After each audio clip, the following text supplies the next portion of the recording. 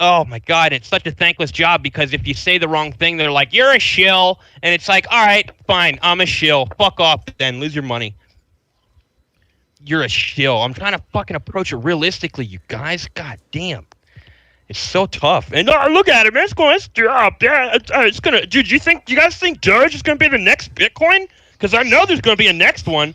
It's not that like the crypto environment is so like interconnected and like complex that like different coins, but no, it's just like one and then the next and then the next. It's just a singular. I fucking ugh. We need to get you to make a rant video. I guess so, dude. I don't know. I can't summon them. I can't summon them. They come out of nowhere. If I tried to do all this again, not in the moment, it would just sound disingenuous because I wouldn't be feeling it. That was always the issue with stand-up is that I would have these like great ideas and really because like half of it's the delivery, it's the emotion behind the words, and just when you have it prepackaged and you go up there to recite it, you just feel like you're reciting. You know what I mean? You can't. It's hard for me to really. Put myself into an emotional frame that I need to be sometimes in order to deliver what I have to say. Like sometimes it's just like fuck it, I don't know. It's hard to describe. Still a lot of. I mean, dude, it could still go higher, man. Maybe we'll see 75 cents. Maybe we'll see $1 Doge on Saturday. Who knows? But man, there's gonna be so many people holding bags. No, I think we will, dude. Because it's just a big movement now. If you think about it, man, it's so big. That's true, man. I mean, I watched that Bill Mayer section or the thing. Oh yeah, his fucking boomer FUD. And at one point, he says, "Oh, in Dogecoin," and everyone goes, "What?" Yeah, I saw that. His face just goes, "Motherfuckers!" Yep. But that alone shows you that like Doge do love it, man. Huge, yeah. It's because it's cheap, man. It's because it's cheap. It's that it simple. Won't be though. At $5, that's not cheap. That's what I'm saying. No, that's what I'm saying. As soon as it gets over $1 or something, people are gonna be like, "Oh, yeah, I want to see at least a couple of Doge on my support buck, at $1, and then they're gonna fucking just get wrecked." Yeah, and it's gonna be all. Oh, dude, I shudder to think about everybody that buys over $1. It's gonna be. Oh, honestly, my God. there could be a huge play still. I mean, we could easily get into Doge under like 50, 60 cents and still ride it to $1. Right? Oh, dude, there's still profit to be made. Yeah, it's just if you approach it right. Though. It's just so risky. Yeah, you just got to treat it like that. I think honestly, the best way to be trading Doge right now is future swaps, so where you can open long or short to ride these volatility waves up and fucking down, dude. Open your trade, dude, on those future swaps. Well, let's see. Dude, let's see. You can gain if you Qcoin, Binance Global Futures is what I like because they have leverage up to on Doge. I think it's up to 50x. But dude, if you just use 15x, like a moderate amount of leverage, dude, you can open and close a trade in less than 5 minutes and gain fucking 15%. I'm telling you, dude, when it's real volatile like this on coins that have the volume flowing through them, dude, you can open and close a trade over 10% in less than 5 minutes. And you can do that as many times as you want, as quick as you want. That's why I love the futures, because it's a way of like riding and profiting off of these volatility waves without actually buying the coin, and it amplifies the profits you can make, given your appetite for risk with the leverage there. Like I said, even just 15x, your liquidation prices are pretty comfortable. And if you just sit there and kind of watch the pattern for a while, you can find the supports and resistances, and you just kind of, you open long on your support, you fucking open short on your resistance, and you just be ready to close that shit. Like be okay with 5%, be okay with 10%. You're not looking for doubles, you're looking for a bunch of small ones, real quick, quick in and outs. Exactly, to minimize your risk, because it is like the riskiest way to fucking trade. Because that shit, dude, if you hit your lick price, dude, you're liquidated. You're gone. That money that you had behind that leverage position is just to the house. But that's why I like the future swap so much, dude.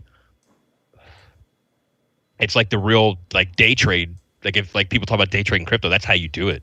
Unless you just have like a ridiculous amount of fucking money to buy up coin and sell it. Yeah, there's a guy. But that even then, just even then, Bitcoin, you can't, bro. You can't go short. Bitcoin. You can't go short that way though. If you're just buying and selling like that. Yeah, selling is shorting. Oh, I guess so. Yeah, if you're holding them out. But like if you have no holdings and you want to start day trading, you just get some USDT and fucking. I mean, you can do it with Bitcoin too. You can wager Bitcoin on the Bitcoin pairs. But yeah, dude, I love the future swaps. That's like legit where it's at. That's like some for real like old timey bucket shop trading, dude. Like you're just betting on a move. It doesn't matter how much the move. You're just betting on one of two directions, up or down. With if you get experience of the market, you could get that better than like gambling odds. You know what I mean? All you need is 60%, 6 times out of 10. If you cut your loss, I like to keep my losses to like 7.5%. If I'm really like banking on a trade, but even then, dude, if it starts going against me, I'll close a trade on -1%. Screw that. You know what I mean? And try and catch the real momentum. Like after I see a move start, you open long or short or whichever way it's going, and then just be ready to close that shit like I said, 5, 10, 15%. Up a fucking balance. This is super risky. But yeah, Qcoin has that. I think they offer up to 3x leverage, even for US KYC. You mean 20x? Does Qcoin have 20x? Are you looking? Yeah. Yeah, I don't know. I thought they limited it to 3 for US accounts, but shit, maybe I was wrong. Or maybe they changed. But yeah, dude, I love future swaps, man. If you guys haven't fucked around with it, dude, it's so much fun. Just get in, and you can start too. You can make $5 bets. You know what I mean? You can have 40 USDT and do 10% or 15% balance each wager. You know what I mean? And that way you can get used to it and get your feet under you before you actually start, betting 25%, 50% of your balance. But yeah, just be aware of and it takes focus. The Adderall helps, dude. When I get like super Adderalled up, dude, I'll get on those future swaps, man. I'll walk out with like 20, 25 USDT that I didn't have and just be like, all right, I'm done. And that's just with like a starting balance of, like I said, like less than 50. So if you're rocking, so when you open a long or a short, how long is it open for? It opens until you close it. So you're going to open it up at the bottom of your screen there. It'll have in your open positions, your short, it'll say your entry price, which is the price that you opened it at. It'll say your liquidation price, which is the price that if it reaches in the opposite direction of your bet, your position's just gone, liquidated. And then it'll have current P to E, profits or whatever. So you click. For me, I like to use markets because, like I said, I just like to get in there and get out. So on a move, have your slider set to 10%, 20%, whatever you want to bet. You're going to click open long, and then immediately that's going to show up on your open orders, and then there'll be either you can set a limit close, or you can market close it. And if you just click that market button, this is I haven't experimented specifically on Qcoin, so the actual UI might be a little different. But for Binance, you just click that fucking market close, and boom, it's closed. Whatever profit or loss that you have, it's boom. There's a little trade fee. This is such minimal. A sketch spot to fucking go long or short, man. I'm not doing shit. Yeah, just wait. 77%. I'm waiting. Yeah, just chill. Just watch it for a while. That's what I'm saying. No, if it dips a shit ton again, though, exactly. I could open a long. Exactly. Yeah, the longs are the safer ones. That's what I was gonna say. I mean, if it dips again to like near 50 cents, like. Yeah, man. But yeah, dude, it's so much fun. It's literally like the most casino you can approach crypto. Like without actually going to the sketchy ass. Yeah, I know. I was thinking about that. But bro, I'm telling you, there's a rich dude, bro. He was island shopping yesterday. This motherfucker. What was he doing? Island shopping. For what on the Discord? Yeah, he's in Holy the safe shit. moon. There's a dude in the safe moon Discord that's like looking around at islands and shit. Wow. Homeboy has like I think he has like a lot of Bitcoin, dude. He's not just like, you know what I mean? Not yeah, just, I would hope so. I hope he didn't just make his think, fortune, and his first purchase is going to be a giant island. Right? No. Like, dude, reinvest that first. No. I think Homeboy's got hella Bitcoin from years ago or some shit. Probably. Bro. Homeboy was gambling away thousands of dollars at like some crypto casino. Damn, yeah, dude, he's probably like an OG Bitcoiner or whatever, and it's like, oh, okay, cock. Like, yeah. How much Bitcoin you got, motherfucker? He's fucking like hundreds of Bitcoin just sitting there, just got a sweet 2,500. Just got a sweet 2,500 Bitcoin, right, bottom back. Like literally. Bottom for about $100 back in the day. Then, just been straight chilling. Figured found my wallet keys about 5 years ago and told my boss to fuck off. Literally, dude. It's exactly what the fuck it is. Oh, God, what a life, man. We'll get there, though. We'll get there. There's still plenty of growth left in crypto. It's over, dude. It's all It's over, not man. over. It's just Not it's over. over. There's no more. Another 10 or 15 years, maybe it'll be stable Fucking like the stock 30, market. 32 There's still another Ethereum. solid 7 years of gains. No, There's still another like, there's still no, another dude. 2 solid bull cycles of It's gains. I won't say a over, number. dude. It's over, dude. I don't believe that, There's man. I don't nothing believe left in that. this ever, dude. I'm exiting the whole market.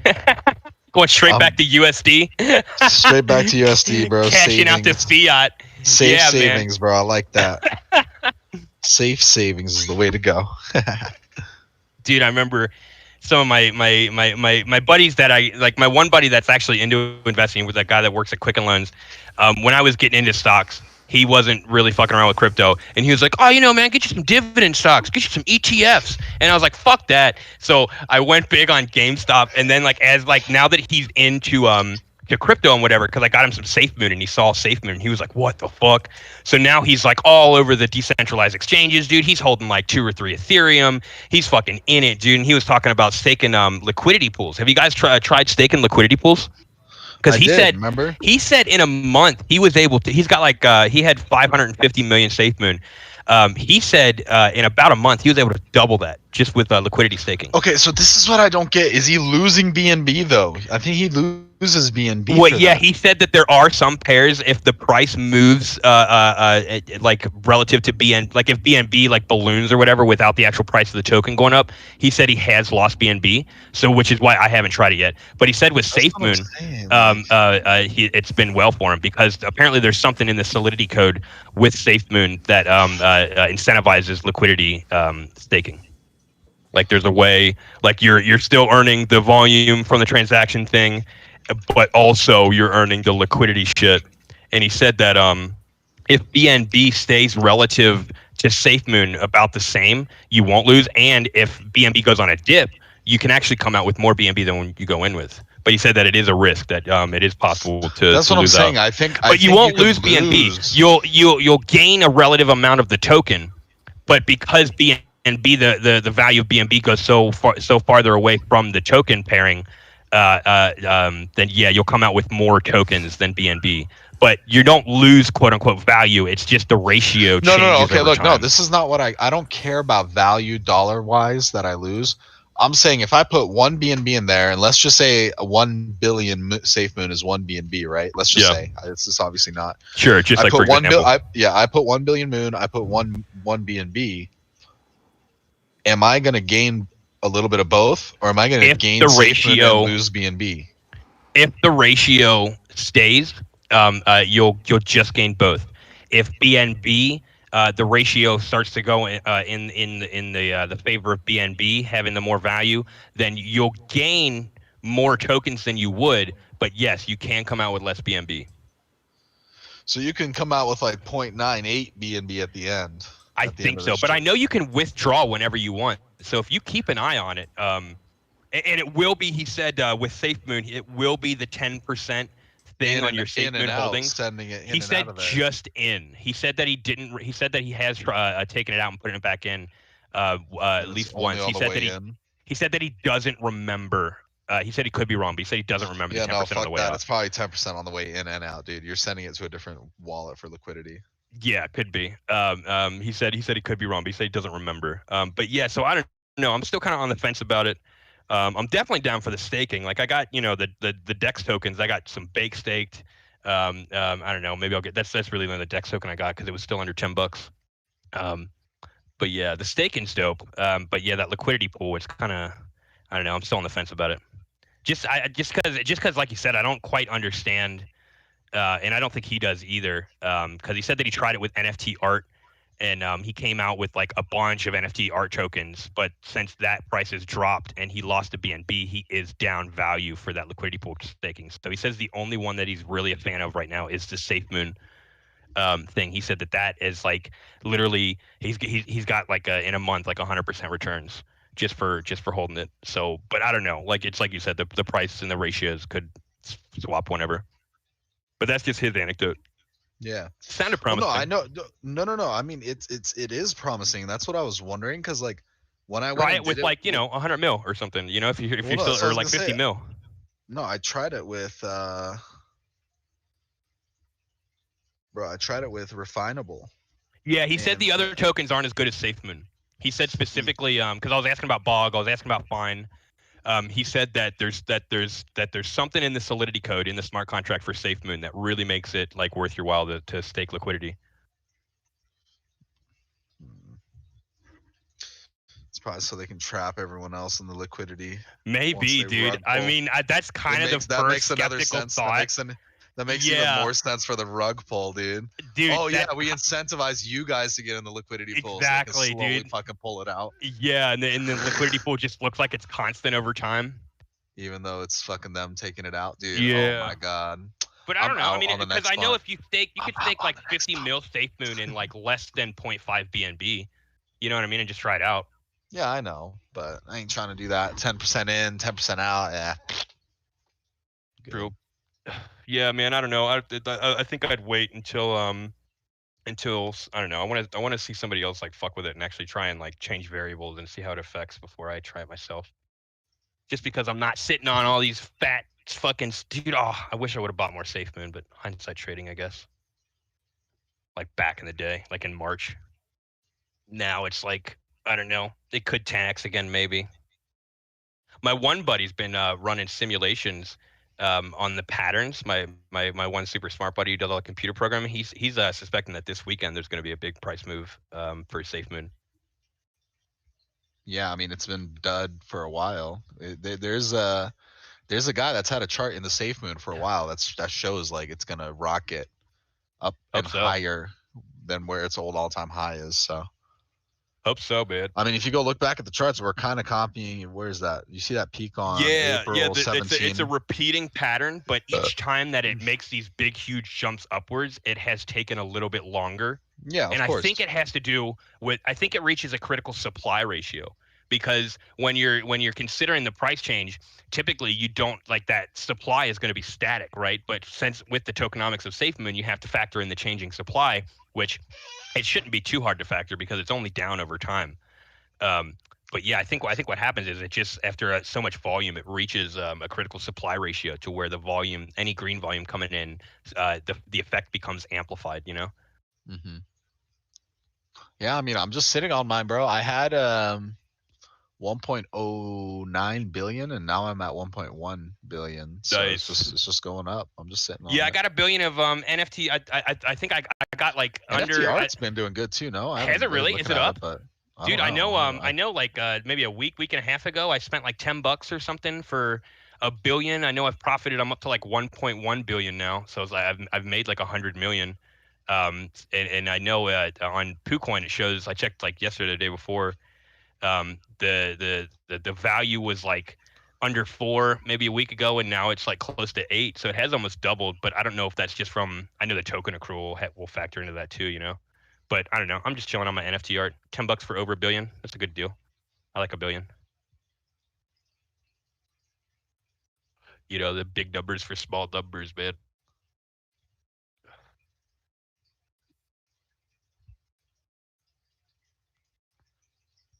I could see we were talking too. I was talking with my one buddy that got into crypto. I could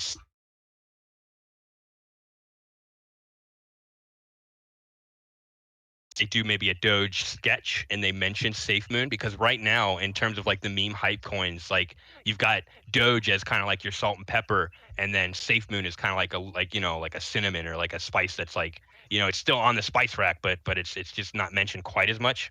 But it's almost like because people that are onto the hype of Doge typically hear about the SafeMoon because there's so much hype on that. Mm-hmm. So I could see there being like a very small maybe reference to SafeMoon over the weekend. And even just a small fucking reference, dude, would be a boom for moon. Dude, I would love it. I would love it. Moon. I would love it, man. Elon Musk says it. It's all over. Well, my new favorite coin, SafeMoon. Yeah, dude, I'll be hovering on the sell button. Yeah. Right. Yeah. Same. I wonder what's gonna happen to Doge in 3 days. It's gonna fucking. Dude, it's gonna go back and consolidate, man. Like I said, I hope we see it. Like Ant said, consolidate somewhere around 30 cents, man. I think that makes sense for Doge. 25 to 50 cents. Yeah, but just remember the world doesn't fucking make sense. So.